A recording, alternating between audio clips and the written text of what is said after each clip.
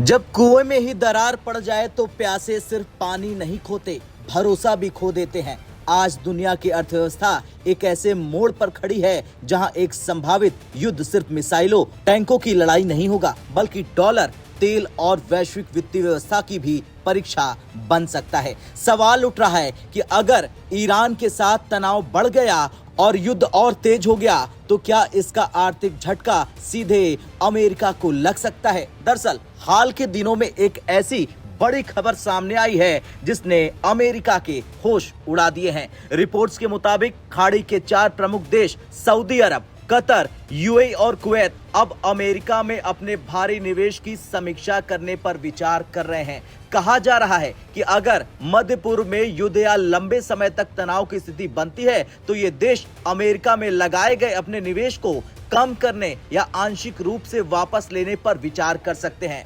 पहली नजर में ये बात शायद बहुत बड़ी न लगे, लेकिन अगर हम इसकी गहराई में जाएं तो ये खबर दुनिया की आर्थिक व्यवस्था से सीधे जुड़ी हुई है। खाड़ी देशों के पास दुनिया के सबसे बड़े सॉवरेन वेल्थ फंड्स है। इनमें प्रमुख है public investment fund, Abu Dhabi investment authority और कतर इन्वेस्टमेंट अथॉरिटी। इन फंड्स के जरिए अरब देशों ने अमेरिका की अर्थव्यवस्था में ट्रिलियनों डॉलर का निवेश किया हुआ है। ये निवेश केवल शेयर बाजार में ही नहीं, बल्कि अमेरिकी इंफ्रास्ट्रक्चर, टेक कंपनियों, रियल एस्टेट और सबसे महत्वपूर्ण अमेरिकी ट्रेजरी बॉन्ड्स में भी किया है। अमेरिकी ट्रेजरी बॉन्ड्स वो साधन है जिनके जरिए अमेरिका दुनिया से उधार लेता है।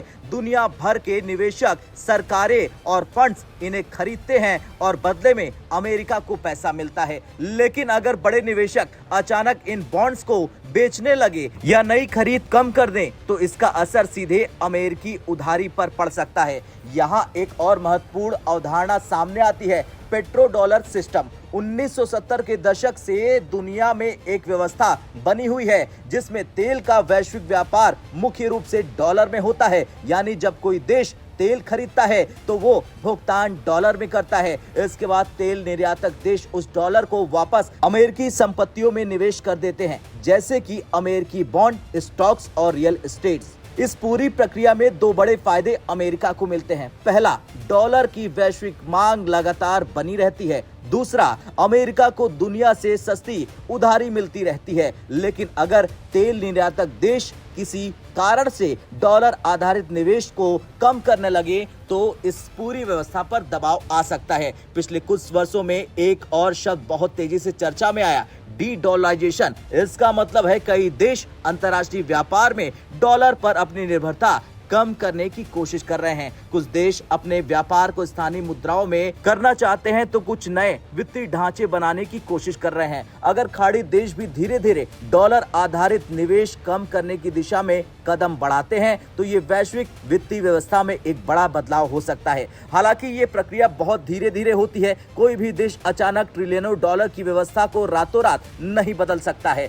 अब सवाल उठ रहा है कि इसका संबंध संभावित युद्ध से कैसे जुड़ा हुआ है। दरअसल मध्य पूर्व में सुरक्षा हमेशा से खाड़ी देशों के लिए सबसे बड़ा मुद्दा रहा है। अगर क्षेत्र में बड़ा युद्ध छिड़ता है, खासकर ईरान के साथ, तो इन देशों की ऊर्जा अवसंरचना, व्यापार मार्ग और आर्थिक स्थिरता पर असर पड़ सकता है। ऐसी स्थिति में देश अक्सर अपनी वित्तीय रणनीतियों की समीक्षा करते हैं, यानी पैसा कहां निवेश किया जाए और कहां जोखिम कम किए जाए। इसलिए कुछ एक्सपर्टों का मानना है कि ये संकेत केवल आर्थिक नहीं बल्कि रणनीतिक भी हो सकते हैं। अब अगला सवाल यह है कि क्या इससे वास्तव में अमेरिका की अर्थव्यवस्था संकट में आ सकती है। तो अधिकांश एक्सपर्टों का कहना है कि ऐसा तुरंत या अचानक होना बहुत मुश्किल है। अमेरिका की अर्थव्यवस्था अभी भी दुनिया की सबसे बड़ी और सबसे प्रभावशाली अर्थव्यवस्था है। अमेरिकी डॉलर अभी भी वैश्विक रिजर्व मुद्रा का सबसे बड़ा खिलाड़ी है और सबसे बड़ा हिस्सा है। इसके अलावा दुनिया भर के निवेशकों के लिए अमेरिकी बाजार अभी भी सबसे सुरक्षित और स्थिर माने जाते हैं।